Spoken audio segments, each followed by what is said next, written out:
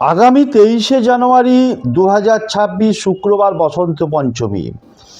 এই বসন্ত পঞ্চমীর দিন সমস্ত বিদ্যার্থীদের জন্য, যারা মাধ্যমিক উচ্চ মাধ্যমিক কিছুদিন পরেই দেবে, যারা স্কুলে পড়ছে, যারা জয়েন্ট এন্ট্রান্স পরীক্ষা দেবে বা ইউনিভার্সিটিতে পড়ছে, কম্পিটিটিভ পরীক্ষা দেবে, সবার জন্যই বলছি কি করবে। ওই দিন সকাল সকাল ঘুম থেকে উঠবে, ঘুম থেকে উঠে হলুদ মিশ্রিত জলে, কাঁচা হলুদ হলে ভীষণ ভালো হয়, নাহলে শুকনো হলুদ, হলুদ মিশ্রিত জলে চান করবে।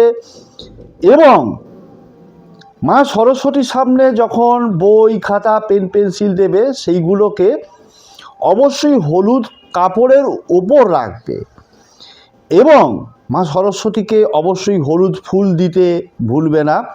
এবং প্রত্যেকটা বই এবং খাতায় একটু করে হলুদের টিকা লাগিয়ে দেবে, দিয়ে হাত জোর করে বাচ্চা, একদম বাচ্চা হলে মায়েরা কোলে বাচ্চাকে বসিয়ে এই মন্ত্রটা 21 বার জপ করবে, আর বড়রা হলে নিজেরা জপ করবে।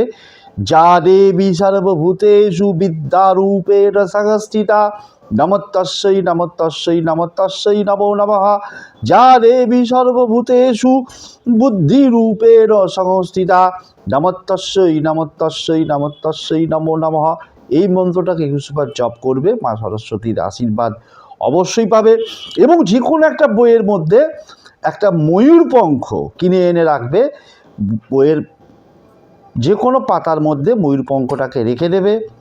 দেখবে মা সরস্বতীর আশীর্বাদে তোমরা পরীক্ষায় দুর্দান্ত সফলতা পাবেই পাবে।